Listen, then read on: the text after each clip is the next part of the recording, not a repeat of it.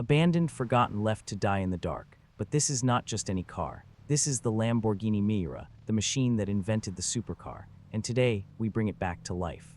In the world of automobiles, there are fast cars, rare cars, expensive cars, and then there are legends. Machines that changed history so deeply that everything that came after them followed in their shadow. The Lamborghini Miura is one of those machines. Low, impossibly beautiful, powered by a roaring V12 mounted behind the driver, it helped invent what we now call the supercar. But even legends are not immune to time. Today, hidden behind a wooden door that hasn't opened in decades, one Miura waits in silence. Dust has settled over its curves like a gray blanket. Air has turned the chrome dull. Rubber has given up. The once fiery Italian masterpiece has become just another forgotten object in a dark room. Until now, the door opens with a tired groan. Light spills in, slowly revealing the shape. Even under neglect, the design is unmistakable.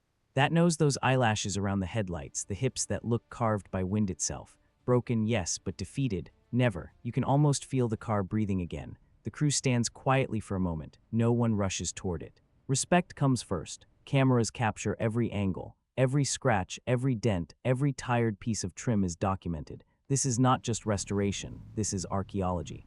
The goal is not to erase history, but to bring it back to life. A hand brushes across the hood. Dust swirls into the air. Beneath it, a hint of the original color still whispers of glory days, of open roads, of crowds turning their heads in disbelief. The tires are flat, melted into the ground by years of stillness.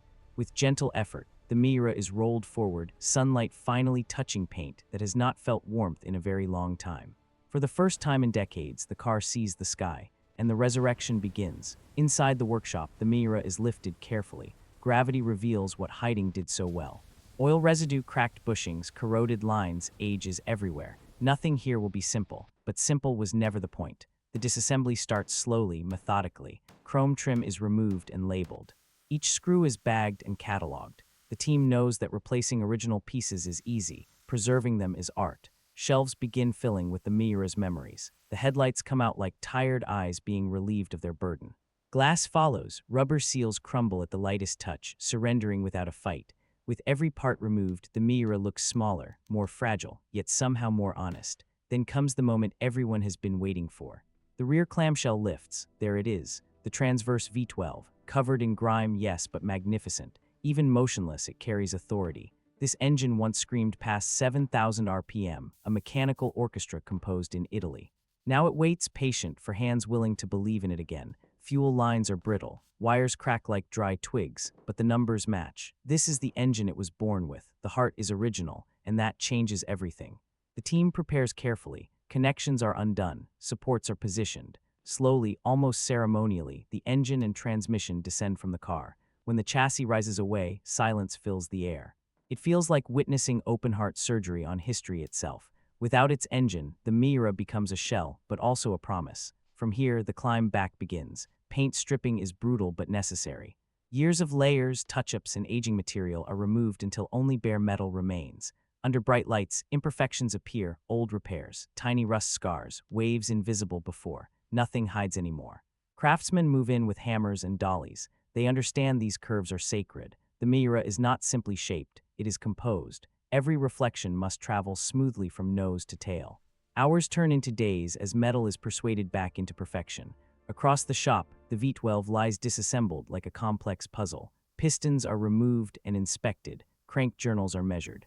Wear is discussed in quiet, serious tones. Some parts can be saved, others must be replaced. Authenticity guides every decision. Carburetors are rebuilt with microscopic precision.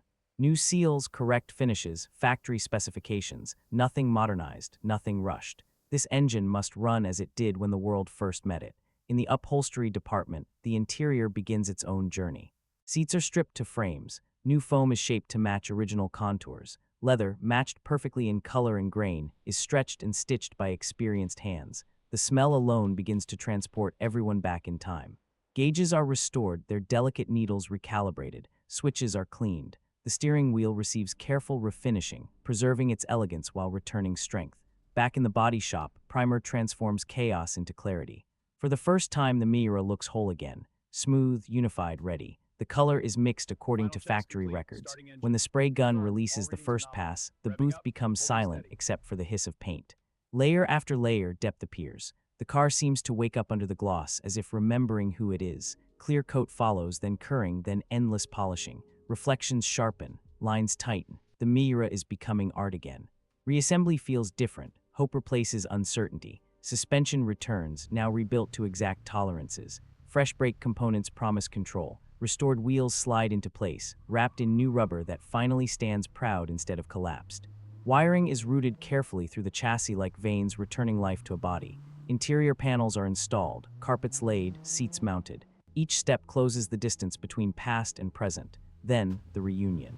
The V12 rises slowly back toward the car. Bolts align, mounts settle, connections return. What was separated is whole again. Fuel is added, oil circulates. Coolant fills passages that have been dry for years.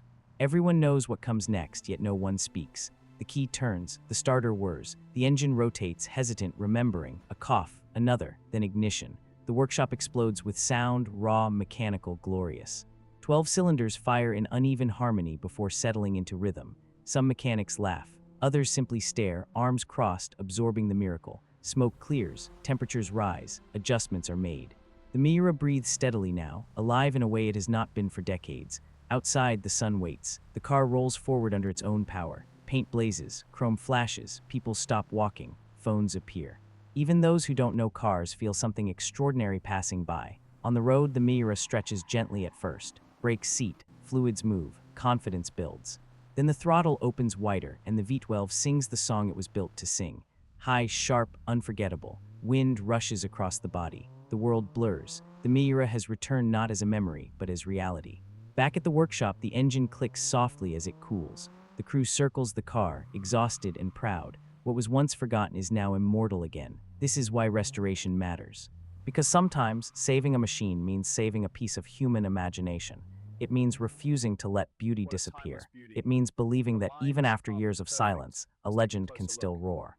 The Lamborghini Miura arrived as a shadow. It leaves as thunder.